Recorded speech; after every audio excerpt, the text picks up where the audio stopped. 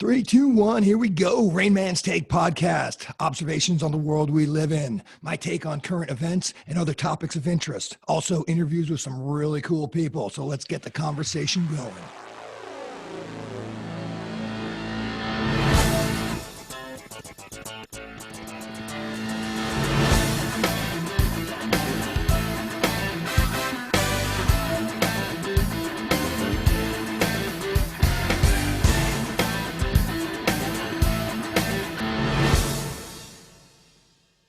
Buddy, it's the Rain Man. Want to introduce my guest, David Strachan. Dave, how you doing? I'm well, Brian. How are you? I'm doing great. This is very exciting.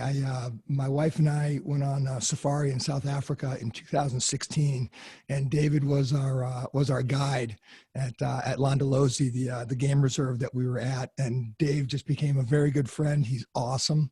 It is 7:30 on the West Coast in America, and it's 4:30 in the afternoon in Durbin, South Africa. So thanks for joining me, Dave, and let's get this going. So tell us a little bit about yourself. Talk to me about growing up until the point where you took your job at Londolozi in 2016 or 2015. Cool. Yeah, thanks for having me, Brian. So I grew up in Durbin. So the Strachan family's actually got a massive sort of heritage down in Durbin. I was born at a Parking's hospital and got two siblings. So there's three children, and then my folks. So younger brother who's 2 years younger than I am, and a younger sister who's about 7. I went to school up in Highbury, and then went on also a massive heritage in the Midlands of KwaZulu-Natal at a school called Michael. So very, very privileged to have gone there. My great-grandfather was actually the first sort of farmer in the Balgan Valley where the school's situated. And they sold 100 acres for £100 to the school when they initially moved from Maritzburg up into the Balgan Valley. So my grandfather went there, my father, all my uncles, cousins, so big family heritage there. And then from there, I went on to Stellenbosch University. I was there for 4 years. I studied investments and accounting. Those were my two majors. I was also playing quite a bit of rugby at that stage for Marty's, which was the university. And then from there, I sort of wanted to study a passion, which was sport. And I went through to the University of Cape Town and I studied a sort of postgraduate sports management diploma, which was great. And then also played a bit of rugby for the Aki Tigers. And then was that a professional team? No, it's just the university team. Gotcha. Just the university team, yeah. And then at that stage, I started thinking, obviously what's the next step after university? I've got a degree. I didn't necessarily want to go straight into the working world.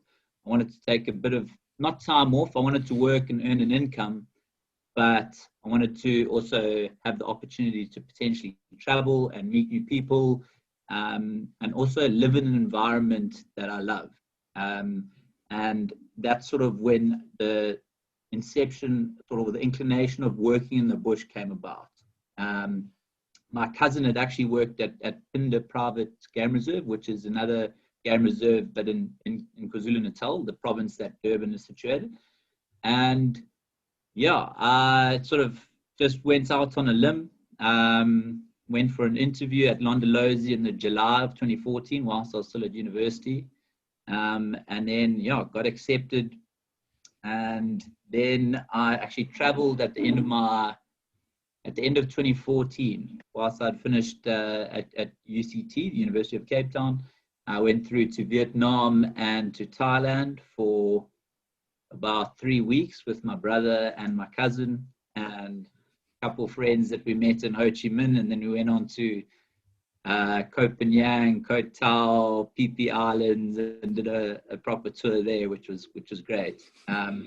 Then obviously that's where I met you. So, is that where you'd like me to stop? Absolutely. So one of the things I did want to ask you, because I've met a few people that grew up in South Africa over here over the years, and all of them say that when I told them that we're going on safari, and they're like, "Oh my gosh, you're gonna love the bush." It's almost like that. It seems like everybody does that. And now in America, you would say we go camping. Is that the same thing? I mean, when a family goes to the bush, what does that mean? Because the bush is, you step down a couple of rungs on the food chain when you go into the bush in South Africa. Yeah, exactly. So what does that mean when is it like day hikes into the bush? Or are you there overnight, a couple of weeks? What does that mean for a South African family to do that? So the bush is basically what the Americans would deem of going on safari.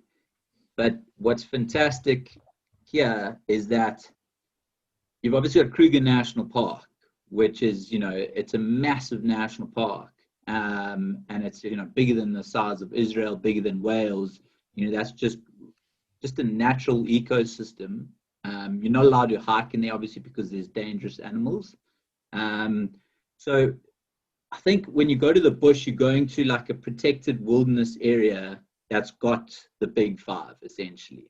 So in certain instances, you can go to the bush where you've got general game like giraffe and zebra and antelope, but the proper bush would be deemed Kruger National Park. It's in sort of the lower lying area. It's called the Low Veld, and that was protected in the 1920s by Paul Kruger. And that's like when people talk about the bush, that's the proper bush is the Kruger National Park. Gotcha. There's other areas around South Africa that have also been conserved for wildlife. But I think when South Africans speak about the bush properly, it's the Low Veld and the Kruger National Park and the surrounding areas. Yeah, and so when we went to Londolozi, obviously you were the guide and you had a tracker as well. So it wasn't just us kind of driving around, but you can actually do that. You can take your car into the Kruger, right? And just, obviously stay in the pass, stay in the car, but. Yeah, 100%. So there are a couple of reserves that you've got the greater Kruger region. And Londolozi is situated in that greater Kruger region. But the Kruger National Park, which belong to South African national parks, there you can drive in yourself. You get a permit for the day or for however long you want to stay. You can stay at various rest camps in Kruger National Park. You can drive in just like you would, I suppose, going to Yellowstone to view bison, and various other animals. But obviously you've got elephants and rhinos and lions, and you're driving around, and often you'll drive up and you'll see there's a group of cars that have all stopped, and then the excitement builds and you're like, what's up ahead? Everyone's getting excited. Is it lion? Is it leopard? Is it elephant? So it's always an exciting time. And you also have the opportunity to spot animals yourself. I remember when I was a young kid growing up, my grandmother used to live in that region. We used to go into the Kruger Park, and my parents used to give us rewards for various animals, like a chocolate for a leopard and, a packet of chips for an elephant, whatever the case may be. And I think that was also just a ploy for them to sit back and relax while we were obviously looking out the windows as hard just to get our reward at the end of the day. But yeah, it's a special place, and one that obviously is very close to my heart. Yeah, and it's amazing because, especially you hear stories in the States here of people that go over, and the rules are there obviously for a reason, and then you always hear stories about somebody who rolls down the window and kind of hangs their arm out to try to wave at it and get their attention, and next thing you know, they get their head ripped off. The animal jumps into stuff like that, or. And Mimi and I'm pretty sure I'm sure we talked about it, but the president of the hospital that Mimi works at several years ago got trampled by an elephant. He was out on foot, kind of walking around out there, and there was a stampede, and he couldn't get out of the way, so he was killed. So it's the real deal. You are, like I said, you go to this place and you drop a couple rungs on the food chain when you're in there, which makes it all the more memorable. Exactly. Yeah. All right. So we arrive at Londolozi. It sounded like you started there around 2015. So you were a year into it when we got there. Tell me a little bit about the training what does it take to become a guide at a place like Londolozi? Yeah, okay. So as I mentioned earlier, I'd gone for an interview in the July of 2014 before I started in the January 2015. And, you sort of get the confirmation that you've been accepted. So, spirits are high, start of a new year, you're going to work in the bush. It's obviously super, super exciting. And you arrive there, you've got all your kit for 3 months. So they basically pack for 3 months. You probably won't go home with all the training and et cetera, et cetera. But when we arrived, I remember we arrived at, I think, 2 o'clock, and we got pulled into the boardroom. And Boyd Varty, the owner's son, Dave Varty's son, pulled us in there, gave us a bit of a pep talk, and they said, "Okay, guys, you got 10 minutes, pack your bags, we're going into the bush." And, you have no idea really what to expect. You thought maybe going for a nice walk, like bird watching, or, you have no idea what's going on. So, I mean, you pack throw a few underpants in there, bit of socks, your bird book. And eventually we went out walking, and it was the most beautiful evening and afternoon. I remember walking through, obviously with Boyd and with our head trainer, Kate Imrie, walking through these open crests. And eventually we got down to the river, and there was a big sort of metal trunk there with all our supplies, and for, however long. There was a loaf of bread, some peanut butter, apples, there was some porridge. And, there was a strict set of rules. It said, like, there has to be a fire going at all times, and people must be watching the fire. And yeah, so, I mean, obviously we all got in there, decided we'll have, half a slice of bread each with some peanut butter on, and like a quarter of an apple. That night we got a ground sheet where we lay down. Some guys had sleeping bags, others didn't. So we lay down on the ground. Next morning, we got woken up at 4 a.m. Boyd had marched, and he said, "Okay, guys, pack it up. Pack the camp up, back in the trunk. We're going on another walk."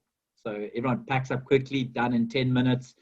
Then as we leave that campsite, there are these sandbags, 15 kg sandbags. And, we put that away these as well. And Boyd says, this is sort of your conscience of, and the weight of responsibility of having guests. And eventually we ended up walking like 35 Ks. And, basically, to cut a long story short, this was our interview. That was day one. That was day one. And then we walked for about 7 hours. And I remember he stopped us and he said, "Okay, guys, do you want to walk for another 7 hours, or do you want to do a simulation of a hippo attack?" So we said, "Yeah, obviously we're going to do a simulation of a hippo attack." So we had to carry this guy on a stretcher up this hill, which was probably just as exhausting as another 7-hour walk. And then eventually we went down, and we sort of, I suppose what happened then, we carried him up the hill. That was the end of the day. We got opportunity to rest up. And then from there, they came back 2 hours later. We'd just been all lying in the shade recovering. Then we walked down to our next campsite where the trunk was and where we had all our supplies. But to cut a long story short, this character week was the interview. And basically they were trying to deprive us of food with physical exhaustion to obviously try and break down our character. And I'm sure you would know, having been in the military yourself, but that essentially, to see when you're at your weakest point, what character comes out, and how you treat your teammates, and what person you ultimately become. And Dave, real quick, let me stop you right there. How many people started, and then did people drop out after that, or were people told to leave after that because they couldn't handle it, or was there a weeding out process right there? Yeah, I think there were about 2 or 3 that got weeded out. Okay.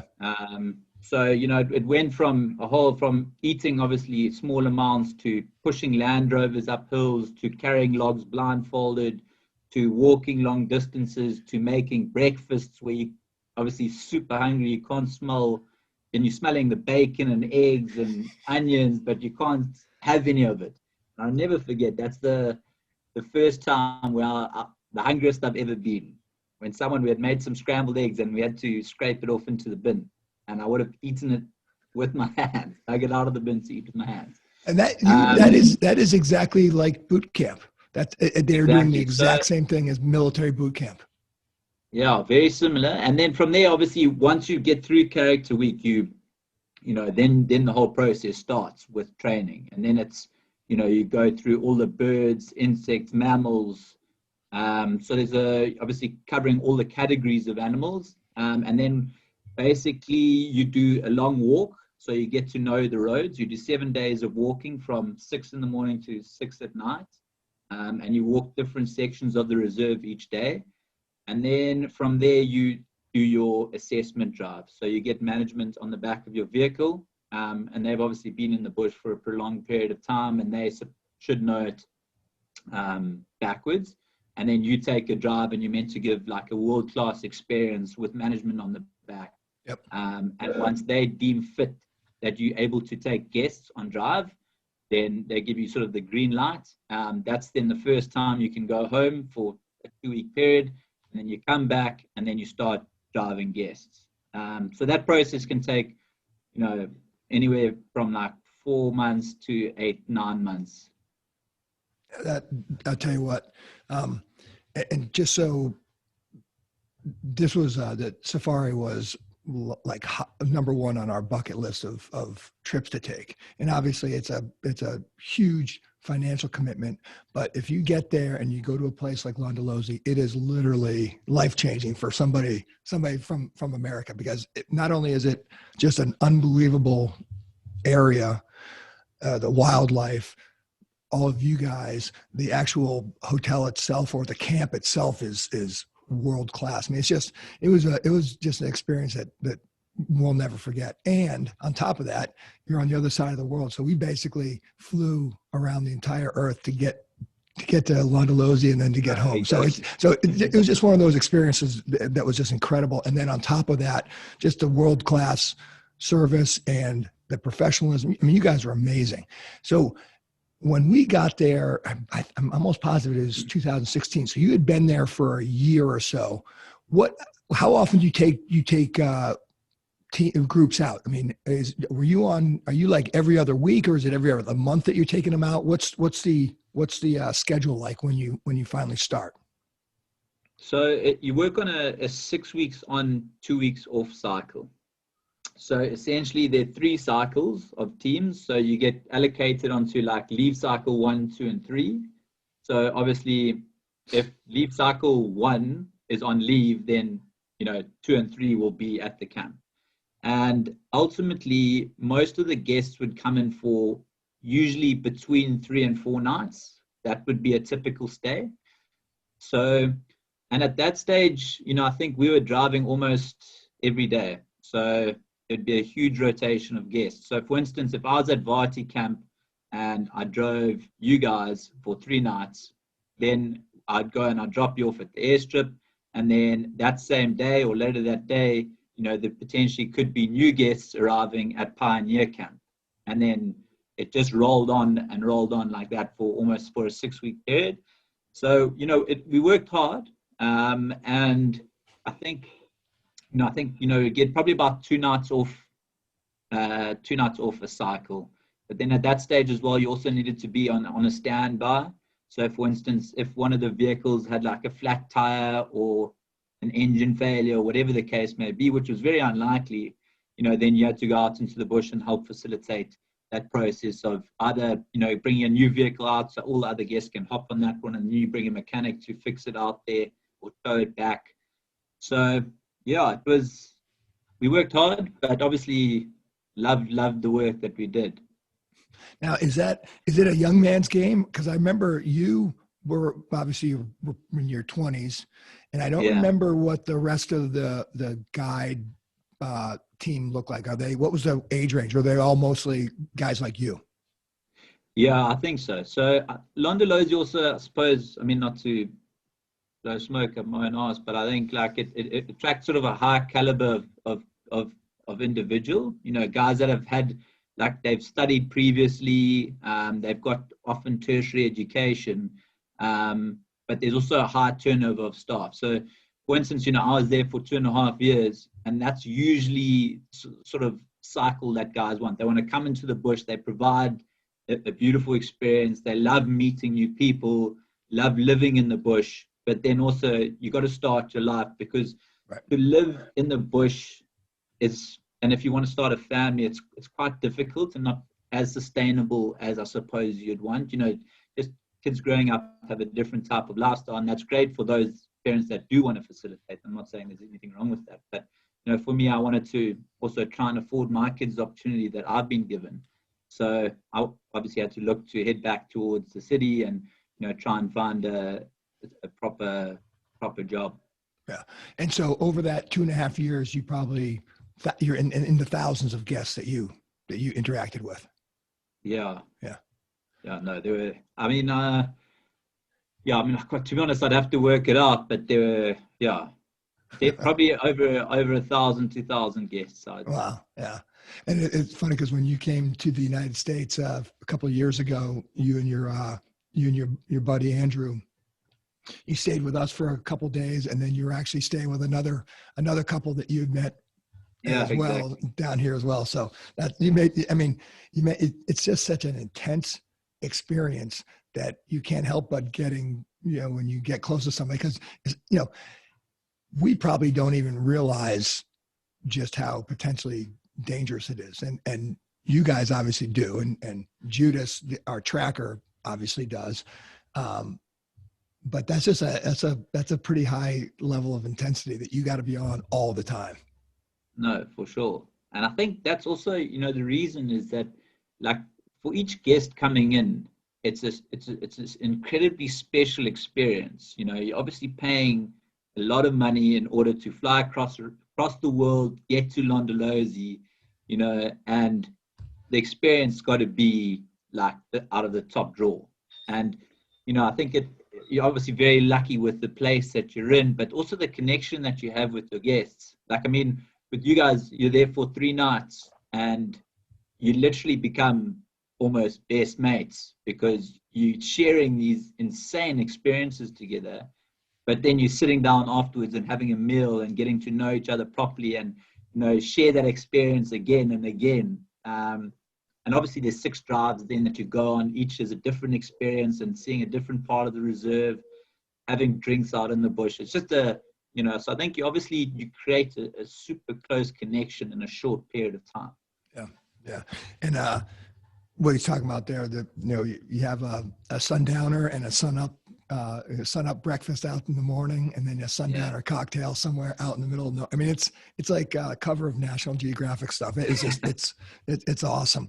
All right, let's get into some experiences here. So we every day we went out, we saw the big 5, and so that's the leopard, lion, hippo, elephant. No, what's the big 5? Remind me. So it's the rhino, buffalo, elephant, leopard, lion. Okay. Yeah. Every day you see it. Now, Londolozi, it started as they were out there. The famous leopards of Londolozi. Isn't that kind of how it got its start? Yeah. So initially, it was a farm that was owned by Dave and John Varty's father. And when he passed away, I think they were about 15 and 18 respectively. And then, you know, from there, they both wanted to, like the financial advisor said, you know, to the mother, you go on and let these kids sell the farm, get these kids an education, whatever, but they didn't want to sell it. So they eventually got a bit of an education, went back to the farm, and then they started hosting these safari trips. But, you know, just with an old sort of little mud hut, guys would bring their own food, their own supplies, own vehicles, and it'd be like 2 rand or 5 rand for a safari. And then it grew and grew, and I suppose it really took off when John Varty sort of released that film about the leopards of Londolozi, you know, and that was a whole process. You know, it didn't just come about that leopards were relaxed. You know, typically they're very secretive and elusive animals. And John and his tracker, Alman Mshlongo, after years of just tracking this leopard. So there was an original leopard called the mother leopard, who was somewhat relaxed. And John sort of had an infatuation with this leopard and then went out each day trying to track it, regardless, for hours on end. And then over time, you know, the leopard would run and run, but then it wouldn't. And then they'd get a vehicle in there. Then they were able to view this leopard on camera. And then they got this footage that ultimately no one had actually ever seen before of leopards and their cubs and hunting, and basically had a sort of secret life, or a sort of video of the secret life that leopards have. And I think that's supposedly where the leopards of Londolozi came from. And then, yeah, obviously, I think that also marketed the place quite well in itself. Yeah, yeah. And if I remember correctly, Londolozi is located on the southern, kind of the southern region of Kruger, down by the Sabi and the Sands rivers, right? Is that correct? Yeah, correct. Okay. So it's sort of in the southwest and adjacent to the Kruger National Park. Okay. So it's part of the greater Kruger region, but it's in the Sabi Sands Reserve. And you said that basically Londolozi is about the size of modern day Israel. And well, the Kruger National Park. Oh, the Kruger. Okay. And Londolozi would be just a small fraction of that, obviously. Yeah, 100%. So okay. Yeah. So when we be out there, what you do is you go out on a morning drive, and then you take a couple hours off, and then you go out for an afternoon, sort of early evening drive. Are we basically seeing the entire? We're going around the entire reserve property at that point. So yeah. So I mean, obviously, you know, you want your guests to experience different parts of the reserve, and the topography at Londolozi is also very diverse. You know, in the southeastern sections, you've got these beautiful drainage lines with these granite crests, and it's lots of marulas. Then in the southwest, it's open plains, like a mud or like a clay type soil. And then in the north, you know, the north was like a very sort of mysterious, when you cross the river and you go onto the other side, it was like a mysterious, you never really know what could happen. Beautiful big leadwood forest, granite koppies or little mountains. So when I would take guests, obviously you want to try and facilitate an experience where they can view all of this and also view animals in different sort of terrains as well. So yeah, I mean, I think we would have covered the majority of the reserve. Yeah. About 9,000 hectares, yeah. Wow. Yeah, it was, I mean, dude, it was the first day we got there, that afternoon, the afternoon drive that we took was the one where we came across the small like 3 or 4 young males, and then the other male was trying to work his way into that small little pride. They had just taken down a buffalo. They were at the watering hole, and then we spent like 2 hours there. And I actually have a picture of that in my office because I'll never forget that. That was day one. And so you're like, how can it get? And of course, which is so a spot here. What stands out in your mind as what experience did you have that just the first thing that comes to your head about your 2.5 years there?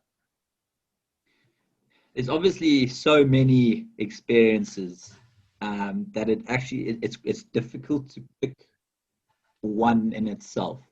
You know, I think if I had to pick one, it would be probably my experience with the Inzanzeni a female leopard that had her territory down the sort of southern parts of the reserve. And at that stage, she had cubs, and we knew where her den site was, but the cubs were probably about, I'd say probably 5-6 weeks old. So they hadn't really been viewed before. Well, they'd obviously been viewed, but we are quite sensitive to that when the leopards, you know, just have given birth. We give them a bit of space just to not attract too much attention to the den site. And guys had started going through and filtering through there. And, you know, that morning I'd said to guys, you know, I'm keen to go down. So we went down there. I think it was quite a chilly morning. We had gone down there. Judas was keen. So we sort of headed straight down there, knew where the den site was. And we got there and we waited, and there was nothing. And Judas then looked over the side of the vehicle, and he had seen that there were some male leopard tracks that had come through the den side. So we decided, let's actually move on. Let's try and follow these male leopard tracks. And it was quite a dense and a thick area, so the likelihood of us finding this male was pretty tough, but we thought we'd give it a go anyway. So we followed it for about 10 minutes, and then we heard an impala alarm calling. And when animals alarm call, it's either that they've seen or smelt the leopard. This was, often if impala are alarm calling aggressively and they're looking in a direction, often you'll find a predator there. But this was more one alarm call. So I think that was sort of an indication that the impala had smelt a leopard but couldn't see it. So Judith and I got off and we started walking around. We're following these male leopard tracks. And at that stage, I knew that there was actually another den site that hadn't been used for about 20 years. And it was the mother leopard that we were previously talking about actually denned there. And I don't think it had been used since one of her cubs had used it. So I decided, let me just go off on a little tangent and see what happens here. Start walking, obviously very cautious, you highly alert. You've just heard the impala, we saw it run away, so we know that something's in the area. As I walk past a little combretum, it's a little tree, there was this leopard, female leopard on her haunches, hissing at me. And I almost jumped out of my skin. Are you kidding me? I promise you, she was probably about 5-6 meters away, obviously. So she's just warning me that I'm way too close now. So I saw her, I didn't make any eye contact, and I just reversed backwards, started walking back, and then I started clicking and whistling to Judith that we needed to go. So eventually we got into the car, we did a big loop around into the den site, and then we started viewing her, and she started sort of grooming herself, yawning, which is a great indication that she's going to start getting active. Then she got up and she started calling these little cubs. And eventually she hopped up onto this little flat boulder, and her 2 cubs came out and joined her. And we had the most incredible sighting of these 2 little cubs in a complete open, in such a relaxed environment with their mother. And it was just so special. Obviously, the build up from, getting excited to going down to the first den site, then the disappointment of them not being there, then the excitement of tracks, then the excitement of me seeing the leopard, and then, the crescendo of her just being there with her cubs out in the open. Just, it was spectacular. Dude, that is unbelievable. When guests would be sitting in the truck and you'd stop, Judas would jump out and just take off into the woods. You would, so you guys, and there were people in the vehicle. So you and Judas are out there. How far away from the vehicle were you when you actually saw her? So I was probably a couple 100 meters. So if anything had happened, you were in trouble. If she decided to do anything, I would have been in trouble, 100%. So I was very fortunate, but yeah, it was an incredible experience. Let's bounce back real quick to your training. How do they train you to handle a situation like that? So we actually we have encounters. So we go and we'll walk animals on foot. Very rarely we haven't done leopard, but leopard is a tricky one. But if there was a pride of lion, for instance, they have the same reaction. So we went and we knew where pride of lion were. They were found on the morning drive, and when we were training, we went out after everyone had gotten back. It was hot. The lions would be there just resting in the shade, and then we'd go out and we'd walk on foot directly towards the lion to get a reaction, to see how they'd react and how we should react in that sense as well. Obviously, when you're tracking these animals, you don't want to get a reaction. You'd want to track them, and then they lift their head and you spot them, and then you go back to the vehicle. You don't want to invoke a reaction from them, because you obviously just want to respect them, you want to view them, and you want them to be as natural as possible. but obviously that's quite a nerve-wracking experience. You're taken by very experienced guards where you're walking in there and these lions are now crouching and growling at you, and their tails start flicking. That's when and then they're like, okay, guys, this is when you need to get out of the situation. And then you start walking. Your guide, your trainer takes that situation to the point where any longer it's a charge. Yeah. So you obviously you're accustomed to this. I suppose you actually never really get accustomed to it, but you've been trained to know what to do in that situation. Right. And obviously that's not something that we would want to do on a regular basis. It's just purely for training purposes, so nothing happens in the future. So what is the scariest thing that happened while you were in your training?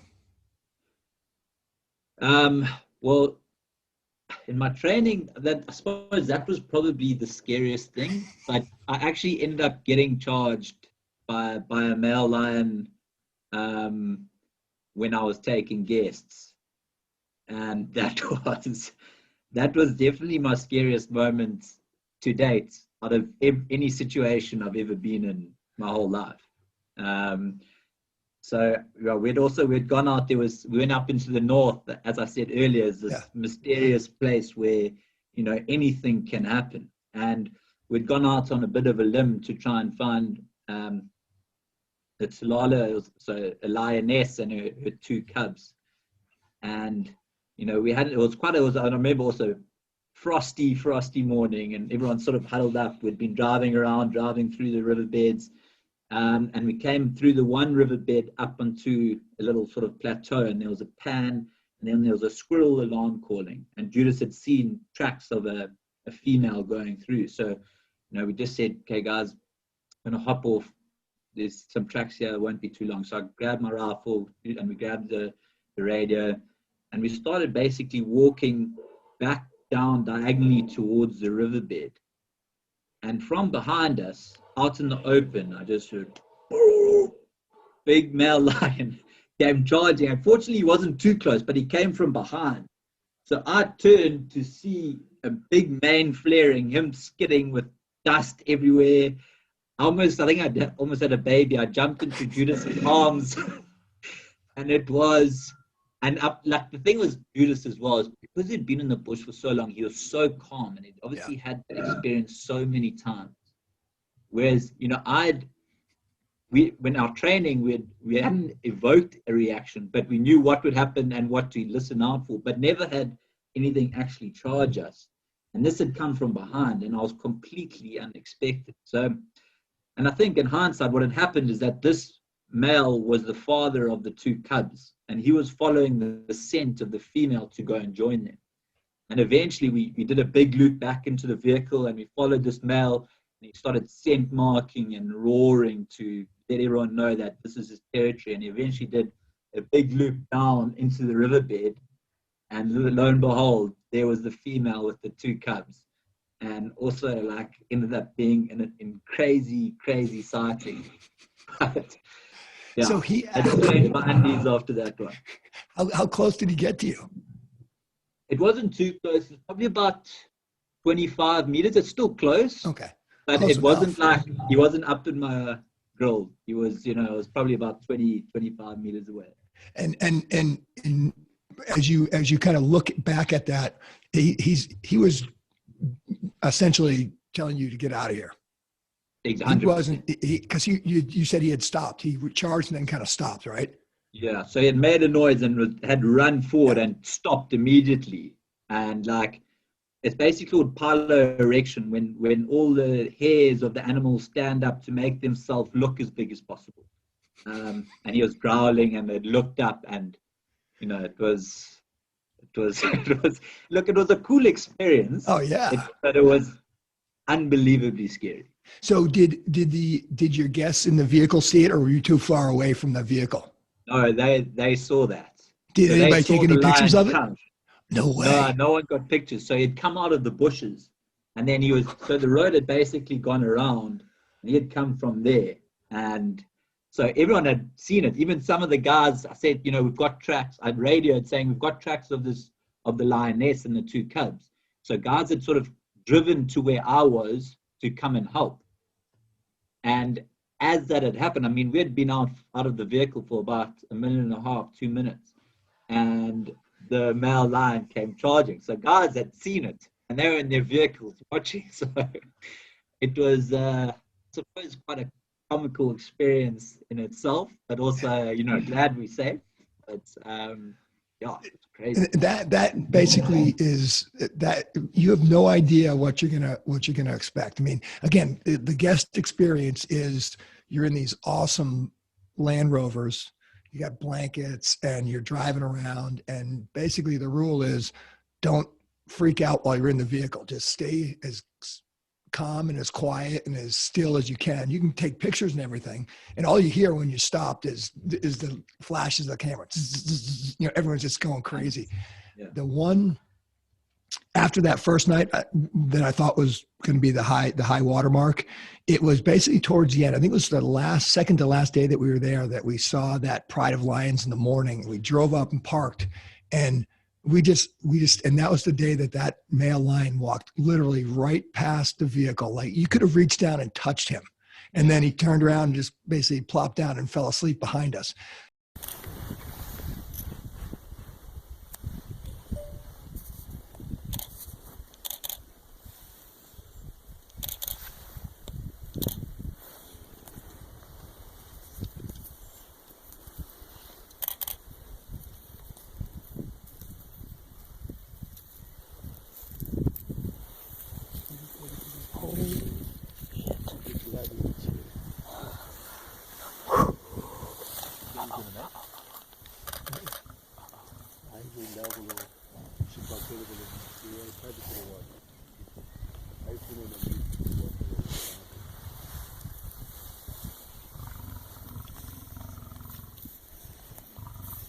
Don't worry. This one, I think I made him this female. I don't like that one to take over that one. They are so used to that vehicle, right? As long as you're not doing anything out of the ordinary, that's basically a big rock to them, right? Are they that comfortable with that image, or what's the why were we not freaking out that thing was right there? Yeah, so I mean, I suppose it's been a long journey, similar to that of the leopards of Londolozi, where a lot of these animals have become habituated to being viewed by the Land Rover. So, we obviously respect them in the sense that we don't want to get, or we don't want to get too close to them. Like if they're walking along and we park, it's up to them whether they come and walk towards us. But we're not going to drive up and, park right next to them. So it's been a whole process where these animals have got used to the vehicle. There hasn't been, they're not viewed, obviously we're not a predator because nothing's happened in the past and nothing obviously will happen. But it is quite interesting as well in the sense that because the Sabi Sands is open to the Kruger, you get male lions and leopards that come in from the Kruger National Park that are completely wild. And when they see a vehicle, then they run. So then it starts, if that male lion or that male leopard or female leopard start to set up a territory at Londolozi, they're quite skittish initially, but then after, hundreds and hundreds of times going out there to try and find that specific leopard, it becomes a whole habituation process, and then they become more comfortable with being viewed. Yeah, that's, and then obviously if he comes down into Londolozi from the Kruger, do they stay once they're used to it, or is it? I mean, I guess the question is it a lot more? I don't even know how to explain this. It's not a zoo-like environment, but is it safer for them in Londolozi than it would? No, not at all. Yeah. It's a same environment. So the thing is that, I think Londolozi there's a lot of water with the Sand River. So there's lots of grass and it's very lush, and therefore there's a lot of prey. So the predators follow. So it's been a whole process, and there's been, a lot of work that's been done on Londolozi as well to initially take out all the sickle bush, which was like an invasive weed that suck up all the water, to open up the crests and fill the seep lines, and to get it back into its original sort of functioning ecosystem. So yeah, the lions and leopards, they won't come to stay because it's like better than the Kruger National Park. Also, it's very dependent on territory. So if there's potentially, if they come in and there's a vacancy and they haven't been pushed out by other leopards or lions, then they might say, okay, if I'm comfortable here, then they start marking their territory, and then they'll start setting up a little territory and expanding the boundaries of that more and more. As you're talking about that, I'm reminded of that first night when you were saying that it was a young pride. I think there were 2 or 3 males, and then there were 3 or 4 females, and then there was that one male kind of orphan who was trying to work his way into at least to feed off that buffalo. Whatever happened to him? Did he ever get accepted into that pride, or did they kick him out, or worse? No, I can't really remember. I think so. I think that was at the Tsalala Pride, if I'm not mistaken. And that male sort of hung around that area with those males for a long period of time. But then what happened is that the females and the males split. And it actually could have been the Mangen Pride. But I can't remember, Brian. So I'd have to go back and ask the guys. But I remember that very clearly, that there was that one young male trying to hang on, and he hung around that area for a long time, but always was lagging a bit behind the pride, never really accepted. He got to feed every now and then when the others were sort of comatose, but I suppose it was just a ploy for survival, and it's amazing how resilient the animals are. Yeah, I'll never forget, he was just kind of low crawling, and then he'd stop because some of the females would start growling at him, and they'd wait, and then I don't know, we were probably there for an hour, and it felt like 5 minutes or longer. I mean, it was awesome. It was incredible. And the other thing I remember about you is you had this awesome camera, and you just took a ton of pictures. You must have that's got to be an insane photo album, which is. Yeah. No, actually, to be honest, I need to look through a few photos, and I want to put together a little coffee table book, where it's got all my photos, and I can just leave it there on the coffee table and flick through it. I mean, that's the one thing that's so incredible, that you don't necessarily get that experience here. I suppose if you go out into the Rocky Mountains, like I have friends who go elk hunting, they'll be out in the mountains for like 2 weeks chasing elk with bows and arrows, and there's mountain lions, there's bears. Obviously, the elk are rutting, so they're probably potentially dangerous. But I don't know if you get that same. You must, but in Londolozi, that feeling was very prevalent. That you are definitely, you need to follow what you're saying, because this is no joke out here. Did you ever have guests that just wouldn't listen to you and put potentially into a dangerous situation, or were they all pretty obedient to what you guys are saying? Yeah, I think everyone was very obedient. Yeah. We had a few guests, very rarely that there would be a bit of bickering, and sometimes a bit inappropriate with standing up, but that's very minor. For the majority of the time, everyone was very obedient. And I think you've got to set the precedent up, initially. So when you take that first sort of game drive, and you run through that sort of pre-brief, and you let everyone know like what's happening, what the story is, what the rules are, what we can and can't do. You've got to be quite strict, because things obviously can go wrong. But I think everyone was very, very obedient, and you also just want people to be respectful, and I think that's the main thing. Yeah, and not that.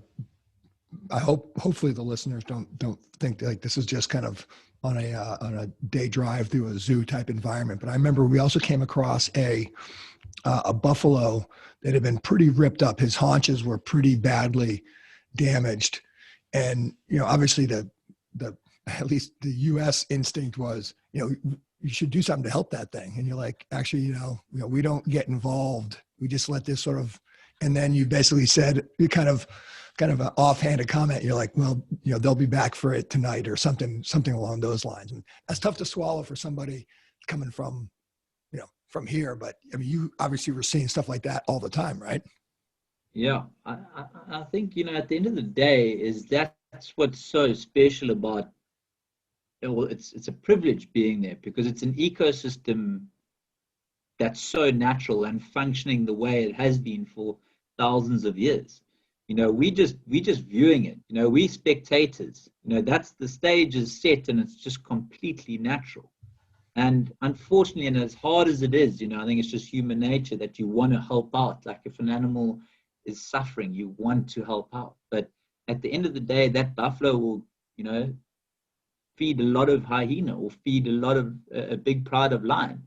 At the end of the day, also it becomes fertilizer and grass can grow. And, there's a whole process, and it is tough because naturally you want to help out, but yeah, so many other things benefit from that buffalo being eaten. Yeah. And to be perfectly honest with you, and we could go off on a tangent here in some kind of a spiritual or a philosophical conversation about that. But a couple things. One is I think everybody should be exposed to that at some point, just to make you realize that, as a human being, you're so far removed from the natural world that it's kind of nice to get shocked back into that sort of, okay, this is not all about me. I mean, I'm just, like you said, I'm just a spectator. This game has been played for millions of years. I'm just here at this moment watching, and there's nothing I can or should do about it. And it definitely gives you a little bit of perspective about being human. That's one. Two is just kind of goes to show just how over civilized humans have become and how far removed from the natural world we have become. So Yeah. you and I could talk about that over a bottle of whiskey some night and really get Yeah. into it. But that's what's so fascinating about that experience. No, it is 100%. And like, I think that the safari is such a special place if you to reconnect, with nature and with the environment, to disconnect, from the hustle and bustle of normal life, to go out, to be a spectator, to reconnect with nature. It just does something for the soul, and you feel rejuvenated once you've been in the bushveld. And yeah, I mean, we can definitely get philosophical because, there's could go on and on. Yeah, it's funny in my head hearing you say that. We can definitely get philosophical as you're describing a 400-pound lion charging at you. It's just, but that's it's you getting yourself out of yourself, getting yourself out of your normal day to day, and just really realize, it was awesome, dude. So you were there. So we were there at I don't remember the exact dates. It was 2016. So you stayed there for a couple, maybe another year, or how long after we left did you end up leaving and starting your life? I left in May 2017. Okay. So yeah, I can't quite remember what time of year you guys were there. I'm pretty sure it was either that first or second quarter. So Okay. probably another year after you were there. And then, Okay. yeah. Now since then, so you're talking, call it 3.5 years or so, call it 4 years. Have you gone back into the bush? I mean, do you do that on a regular basis, or is that that's been it for a while? No, I'm actually very fortunate. So my girlfriend has, her folks have a place in the Sabi Sands as well, actually. So just north of Londolozi, there's another farm called Buffelshoek. And that basically borders the Kruger National Park on the eastern side, and then on the Manyaleti Private Game Reserve on the northern side. But all the fences are open. And look, I mean, I'm extremely privileged to be able to go there because, when we go, I can also drive myself around. I'm allowed to go off-road, I'm allowed to follow a leopard and set up a drink stop. And pretty much have a very, very similar experiences to what I did at Londolozi, but just have her and I in the car, or her folks and I. So, yeah, I mean, we go back very frequently. Actually, which was amazing. That first, when South Africa was locked down, we had a level 5 lockdown. You couldn't do anything.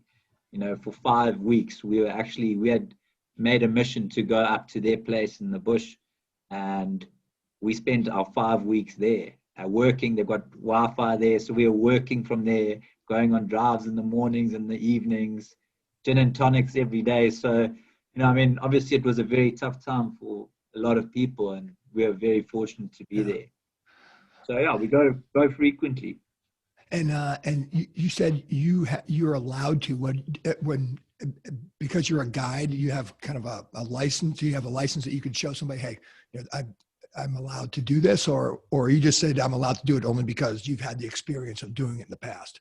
It's not some official authorization, is it? So in certain regions you're allowed to. So on that specific farm, you're allowed to off-road. In the Kruger National Park, if you get a permit, you're not allowed to go off-road. You've got to stick to the designated roads.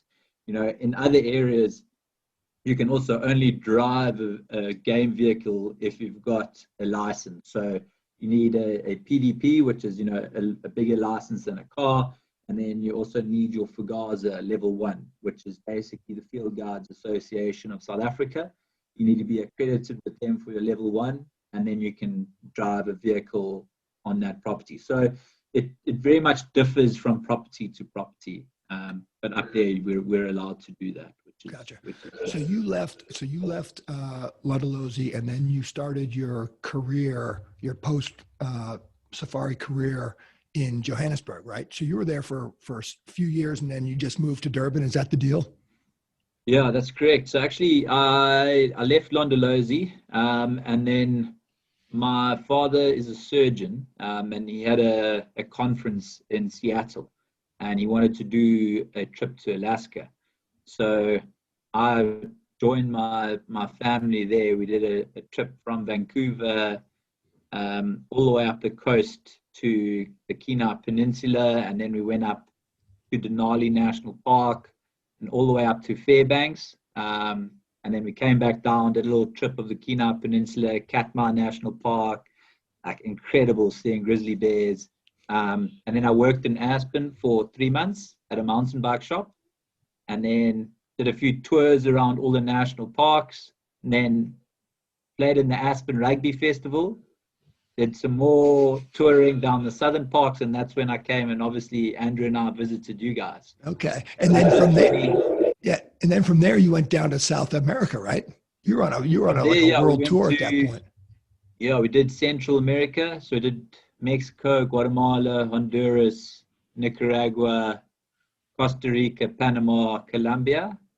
And then I flew to Washington, D.C., and then D.C., New York home, and then went from there to, actually I went straight back to the bush where my folks and my girlfriend Kelly's folks met for the first time. And then we moved to Joburg together. So that's how you do it in South Africa when you want to introduce your girlfriend to your parents, you do it in the bush? If you want to win, then you do that. I love it.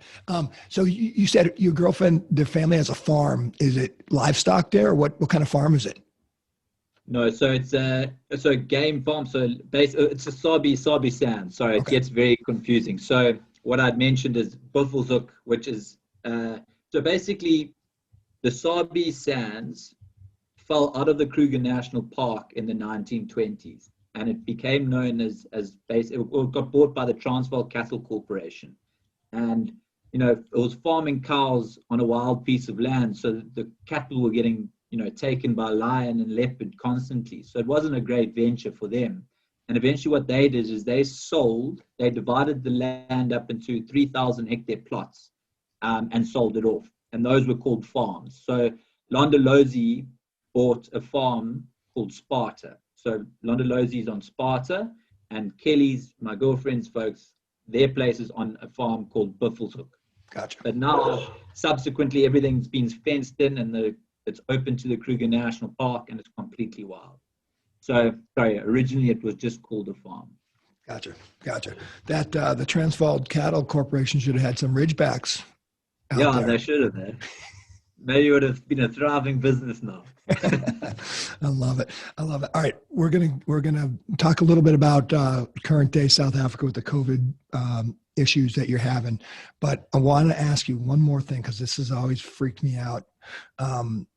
One day we were out there and you and Judas got off the vehicle and basically you were tracking a python track or something like that. And so you're like, hey, come on over. We're going to walk over and see. The track goes into this hole. And so we're all standing around the hole waiting for this python. I don't know if we ever saw it or not, but you were telling some stories about the black mambas. Yeah. Are they that insane in terms of that aggressive? They are. They're very aggressive. They're very territorial. So, but black mamba's got this worldwide, I think worldwide, when people hear black mamba, they shudder. I suppose you can mention snake to some people and they shudder. But yeah, I'm not really the biggest snake fan. So I saw one black mamba whilst I was guiding, and it was in a tree and it was quite a way away. So I was very happy, but still your heart sinks when you see one. So it's, very, very aggressive and very venomous snake. It's like 4 minutes or something and you're done. Yeah, no, it's crazy. Now,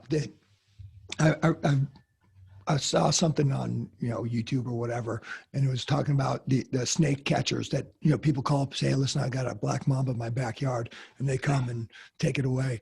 And I want to say that one of those was in Durbin. I mean, are they all over the place? Like, could they really? Yeah, in Durbin, they're everywhere. So I think there's a program called Snakes in the City or something like that. And it's this crazy couple. Are you serious? Yeah. And in Durbin, there's snakes. I mean, black mambas. So Durban's known for sugar cane. We've got Hewlett sugar and Ilovo sugar, and in the cane, then these cane rats, and that's what the mambas would typically eat. So yeah, you've seen photos of mambas that are a couple meters long, and it's terrifying. And they sort of also creep under little farmhouses and under the floorboards. So I think people that guy's got a job he's on a good wicket, I think. Unbelievable. So how long did you live in Johannesburg for? It was from 2018 till end of last year, so 3 years.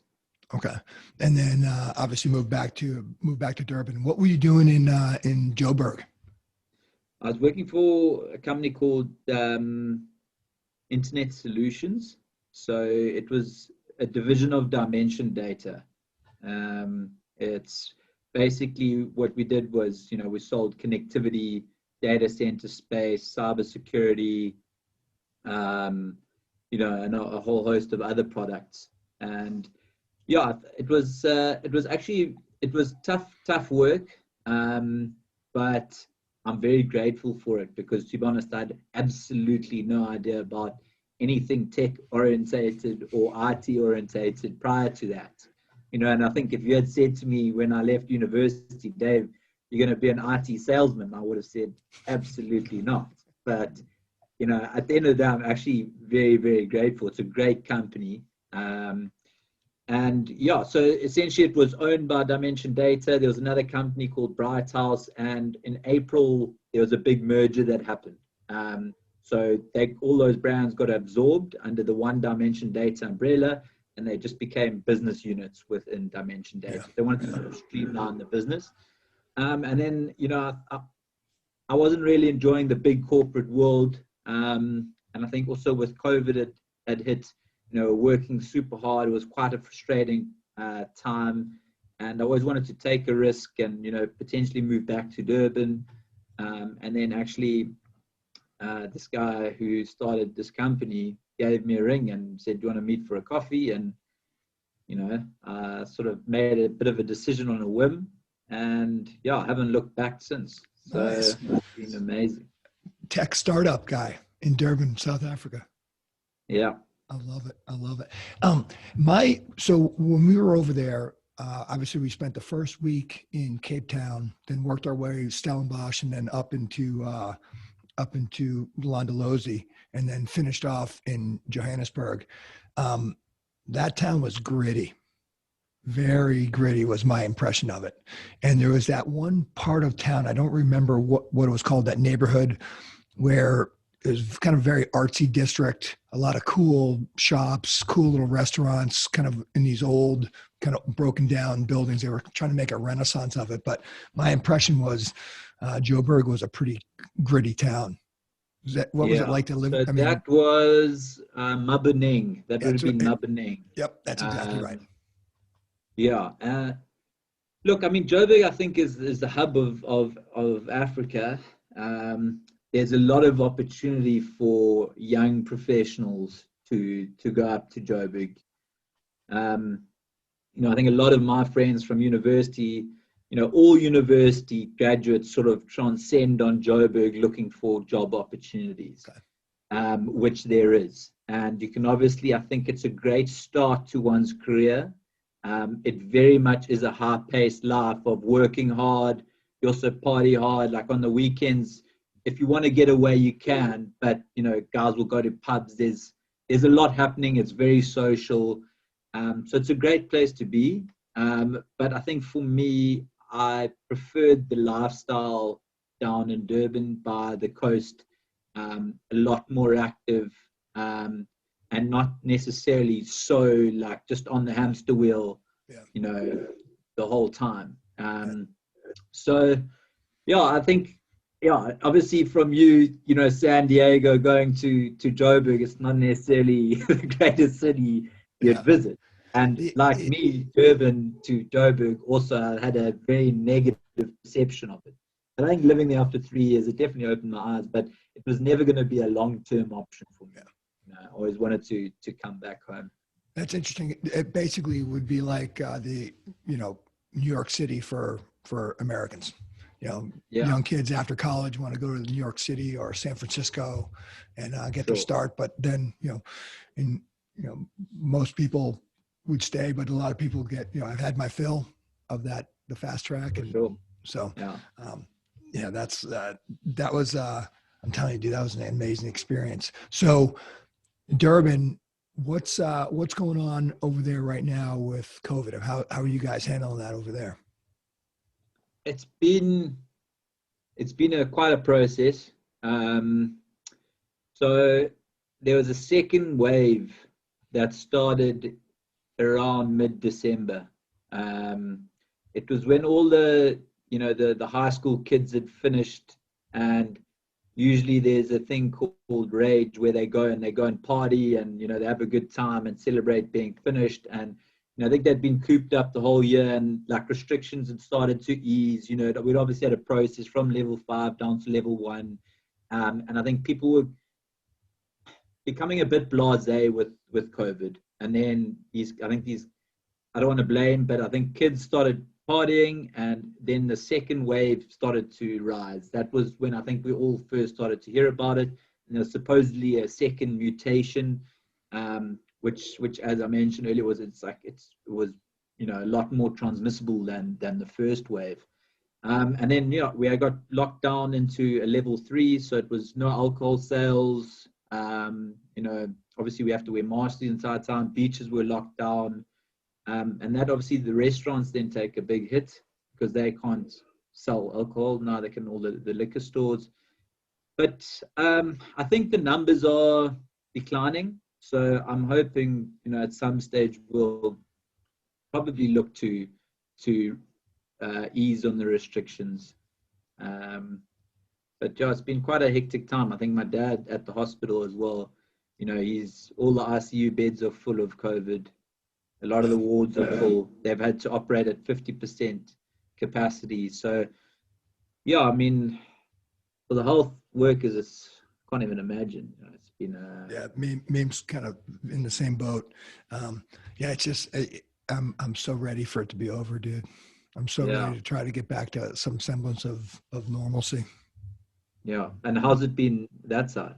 The way you're describing it is almost exactly the same here. We here in San Diego, they just opened back up where you could, restaurants can do outdoor seating and that sort of thing. Thankfully, the weather's nice enough where we can do that. Cool. So they're just kind of starting to reopen again. I think a lot of the people are getting frustrated, which I'm sure is the same in Durbin, to the point where our governor of California instituted a lockdown a couple weeks ago, and basically the citizens are putting together a petition to try to recall the governor, to try to kick him out. So people are getting frustrated. So we'll see. We'll see what happens. We just had the new election. We'll see where that takes us. But yeah, a lot of I thought 2021 was going to hopefully be better, but I personally don't. It seems a lot like 2020. So we'll see. Yeah, exactly. We'll see. That's crazy. So let's finish off here. And dude, I really appreciate this. It's been awesome catching up. Got two more things I wanted to ask you about your time at Londolozi, and I completely forgot to earlier. A lot of how you were describing not only the training, but just being out in the field, in the bush, very, very similar to the military in terms of what kind of mentality you're supposed to have and how you handle surprise, and your training takes over and all those things. Did you guys have before you came to pick us up for the morning drive, do you all sit around, or do you get a brief or a daily briefing? Okay, this is where we're going to go today. And because I remember we went into that command center, and there was a huge map of the reserve on the wall with markings all over it. That's where they saw animals. And so you guys kind of pick your route for the day. Is that how that works? Is it that organized, or are you just kind of winging it when you get out there? Yeah, so not necessarily. I mean, that big map wouldn't have been. We don't track our sightings. I mean, we do document them in the sense because we send them through to a company called Panthera, which tracks movements of various animals. But that would have been maybe boreholes or different areas that may need work. But essentially, what would happen is the first person out on drive would announce on the radio that he or she is out, and then if no one responds, then they obviously have to take charge of the radio. And then the second person will go out and say, morning mobile stations. And then you respond and say, I'm going into the southeast, going to look for leopard, and she might say, I'm going to go into the southwest looking for the Tsalala pride or whatever the case may be. And you want to try and get it where you've got 3 vehicles working an area for specific animals. So the likelihood of you finding it is higher.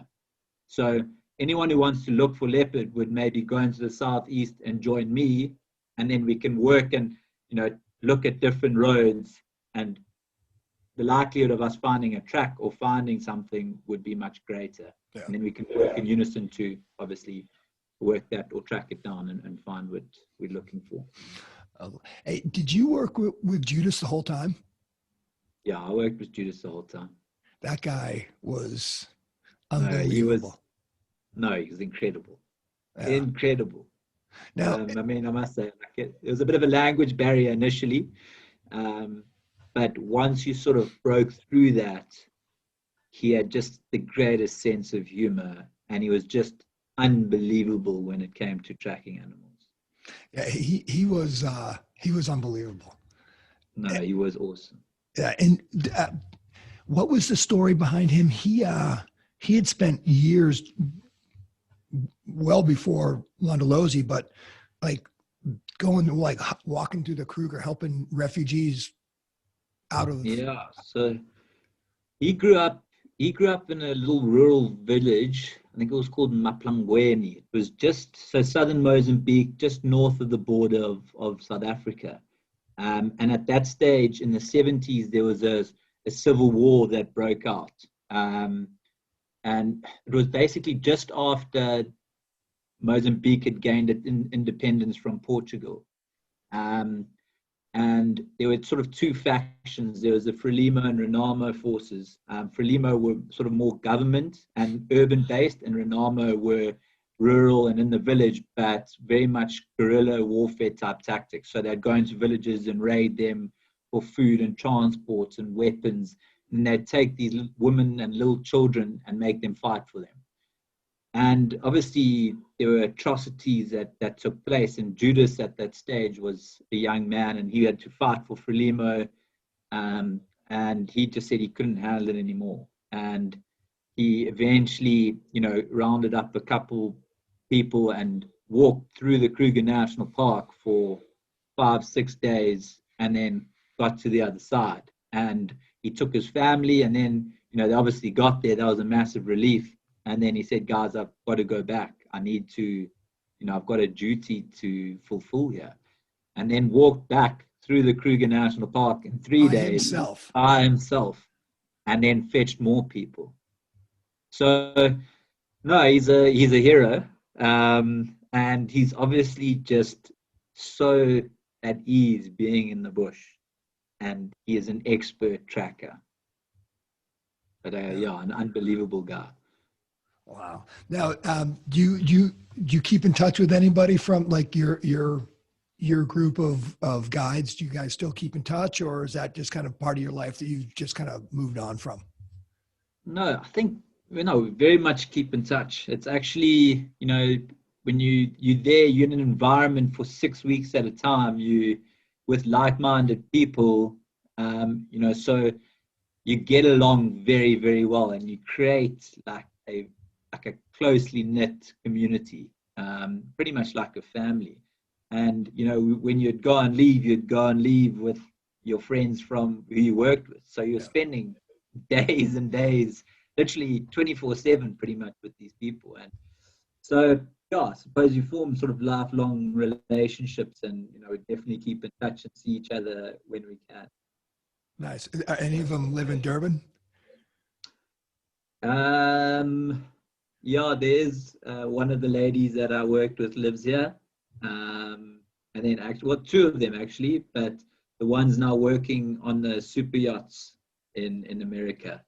Oh, but nice. Their folks are here in Durbin. Very cool. Very cool. I tell you what, dude, this has been great. It's been great catching up, man. Yeah, thanks so much for having me, Brian. Oh, no, I wanted.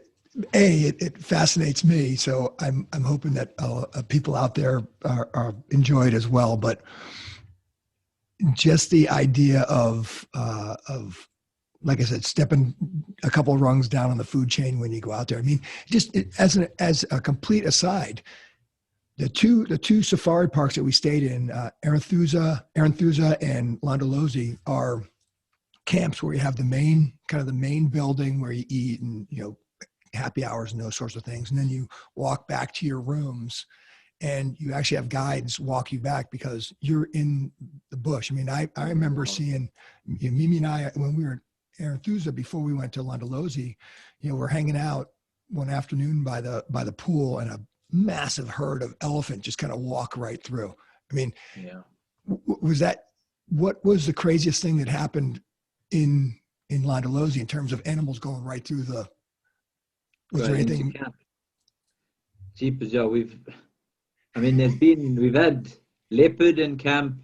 There's been lion in camp. Really? Yeah, elephants will come into camp. So it's bound to happen, and at the end of the day, a little electric fence isn't going to keep anything out. I wasn't when I was there, nothing really dramatic happened. There was a leopard that was hunting, because obviously in the winter time there's not much water out there, and the gardens are watered, so you get sort of inyala and pushback that come and feed on the grass and leaves because it's a lot more nutritious, and they become habituated to people moving and walking around, so they're quite tame. And these leopards then come in and they will try and opportunistically take out one of these antelopes. So yeah, that was one of the evenings. That was probably the most exciting, but it was, anything can happen. Oh man, love it. I love it. All right, my friend Dave, cool. Great Brian, talking to you. Thanks so much. When When are you coming back to the United States? When are you coming back to the West Coast? Sure. I don't have any plans in the near future, but I'd love to come and visit you guys. When are you coming back to the land of milk and honey? So we actually have thought about that, but I think the next time we do, we want to go further north into that. There's another famous area, that Delta up there, where Botswana, yeah. Botswana. Yeah, I think that's probably where we would go next. How close is that to Durbin? A flight? No, that's far. It's very is, okay. far. So, yeah, I'm assuming you'd probably fly into either Gaborone or Joburg and then into Maun, and then you'll go into the Delta. Gotcha. Yeah. But that'll be an incredible trip. That's also something on my bucket list as well. Nice. All righty. Hey, thank you very much. It was great catching up. Thank you, Brian. Yeah, that was great. And please send my regards to Mimi. We'll do. Let me finish off like I always do here real quick. If you're in the military, the police departments, fire departments, the first responders, if that's you out there, thank you very much for your service. Stay safe. Dave, great catching up, man. Thanks, Brian. Yeah, thank you very much for having me. Really appreciate it. All right. Hey, guys, it's the Rain Man. Thanks for watching. Thanks for watching Rain Man's Take, observations on the world we live in. If you like the content, don't forget to hit the subscribe button below. You can also follow Rain Man's Take on Instagram at Rain Man's Take. Also, check out our website at www.rainmanstakepodcast.com and send your comments to rainmanstake@gmail.com. Keep an eye out for future podcasts, which will be coming out every Thursday at 5 p.m. West Coast time.